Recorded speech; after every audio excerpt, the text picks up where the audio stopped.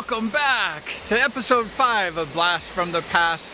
We're going to talk Speedway today. We're going to talk episode 5. We're going to count down the top 75 Speedway riders.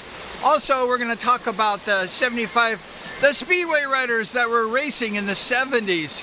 Now, some of these riders were really good in the 80s, even into the 90s. But today, we're going to talk about the countdown of the riders of the 1970s. Coming in at number 49, we have a rider from Trabuco Canyon, California. He was number 30. He was a little guy, and he was really fast Division I rider. And who was that? His name is Ron Taylor. Ron was a little guy, like we mentioned, with a big heart. Ron was a really good rider. He raced against all the top Division I riders in the early 70s. Ron Taylor was a very good rider. The first time that I met Ron was answering an ad in the Register, the Orange County Register. You remember that paper? It's still there. And I was looking for a Speedway uniform, a pair of leathers, because you couldn't race Speedway back in the day without a pair of leathers, right? So I saw this ad and it was from Ron Taylor. I drove over to his house in Trabuco Canyon, and he was a little guy and I was a tall, skinny guy. And I said, it didn't fit me. And I said, those are perfect. They fit me good. I can race Speedway here with this little pair of leathers. So I went ahead and bought those leathers for like 50 bucks. And I tattooed with duct tape. I duct taped the name of my first name, Brian, on my uniform. And I was able to go racing at the Costa Mesa Speedway. Thank you, Ron Taylor. Ron Taylor, he retired around 1974, and like we mentioned, he raced against all the top riders of the day, and he was just a good, solid rider. He wasn't a United States champion, but Ron Taylor was competing against the best in Speedway. At number 48, we have the radical one, Rad Brad Oxley. Rad Brad was just a young kid in the 70s.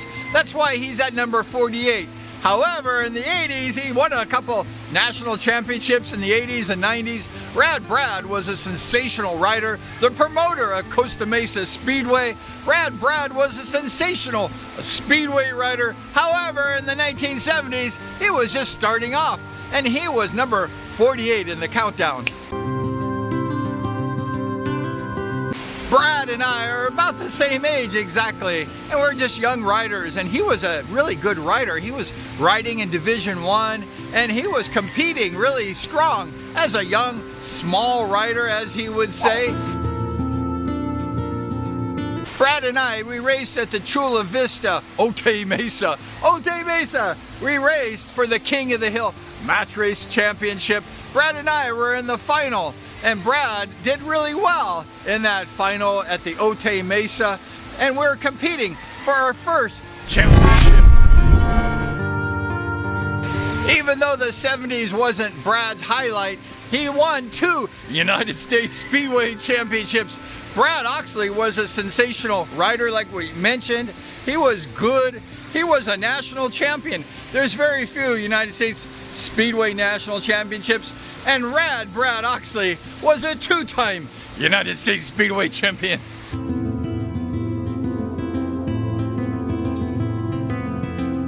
Coming in number 47 was a rider who ended up racing for the Pool Pirates in the British League. He was a good rider. He was racing against all the Division I riders in the mid to later 70s. He was just a solid rider. He was number 55, and that's Ron Preston. Ron was a solid rider. He raced for the Team United States when they raced against the world. He was like a reserve rider, but Ron Preston was a solid, good rider, and he excelled in the 1980s, and he was a team member of the Pool Pirates, and he was just one of those good United States Speedway riders in the heyday of the United States Speedway team. At number 46, we have another young gun. we have a young gun. He was good. He was from Northern California, and he started off as a raw speedway rookie in the late 70s. He really wasn't that good, but he advanced, we're walking, he advanced really fast, and he became a top-notch speedway rider, and he was racing in the 1978 World Qualifier at the Santa Ana Bowl, and he got #1 in that particular event. He was good, and then he went to Europe and he raced for Speedway in Europe. And who was that? It was, rest in peace, he had passed away on the Speedway track. That was Denny Pyatt. Denny continued his progress for the Reading team in the British League. He was a good rider. He just kept getting better and better. That's the way Denny was. Like I mentioned, he started off a little slow, and then he just got good. Denny Pyatt was a sensational rider, and then he lost his life, I believe, at Hackney Speedway. It's a very dangerous speedway track, now closed. And he lost his life, and the Team United States, they dedicated that World Cup to the memory of Denny Pyatt, and they won that for Denny.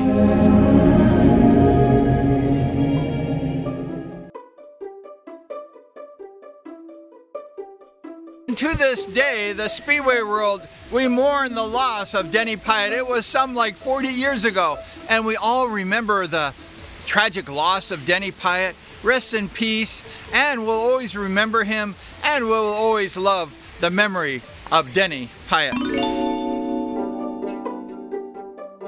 Number 45 is the Cowboy, John Cook. The Cowboy is a sensational rider. They was best friends. They were buddies with Denny Pyatt. That's why we put them together in the countdown. Denny Pyatt and John Cook, they were teammates. They were best friends when they started racing in the 70s, and they were coming down to Santa Ana Bowl when they first started. They were pitching rides together. They were palling together around. Denny Pyatt and John Cook were inseparable friends at the beginning. And John Cook turned out to be a sensational rider in the British League. He was racing for all these teams, Ipswich and lots of teams, and John Cook turned out to be a sensational rider for Team America.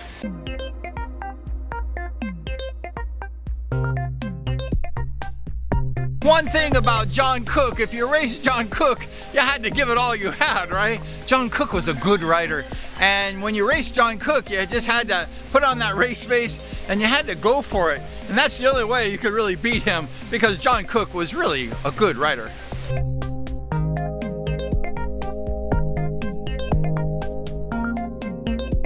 And the countdown, number 44, it was number 73, the radical one. It was Radical Randy Marsh. He's from Ventura, California, that way, and he raced for the Ventura Sharks in the National Speedway League in the late 70s. Radical Randy Marsh was a very good D1 rider. He was excellent, and when you race Radical Randy Marsh, you had to go for it also, because these guys were top notch, and Radical Randy Marsh was no different.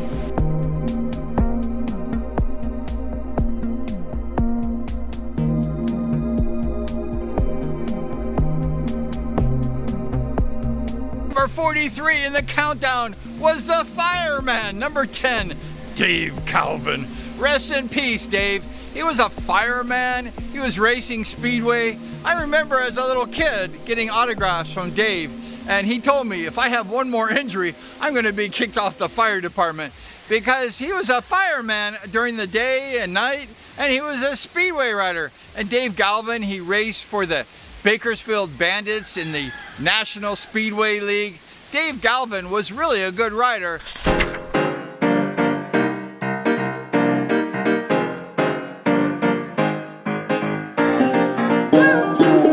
42 best riders of the 70s was Steve Colombo. Do you remember Steve Colombo? He had that frizzy hair. Woo!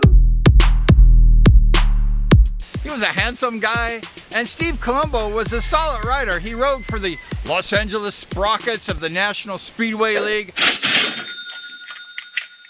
They got second place. They had Woods and Bast on that team, and Penhall.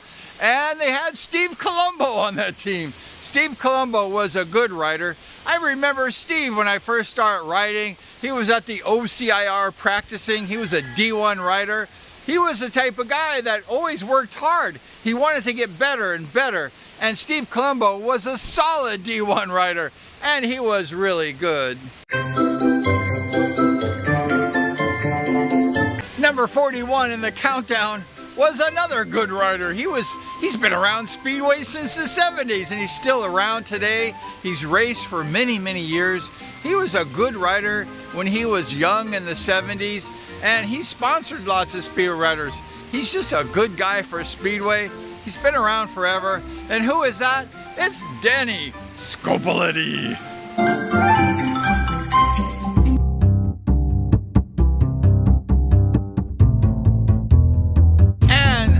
But not least on this countdown show was the big man. He was huge and he was fast. You know, big men can be fast too. It's not always just the little guys. And that was Dean York. Dean York, he was from Ventura area, I believe. He raced for the Ventura Sharks in the National Speedway League. I think it was Ventura Sharks. Might have been Costa Mesa, but I think it was Ventura. And Dean York was just a good, solid rider. A big dude. He was a big guy. But he was fast. Dean York, he knew how to ride Speedway, and he raced against all the top riders of the 70s.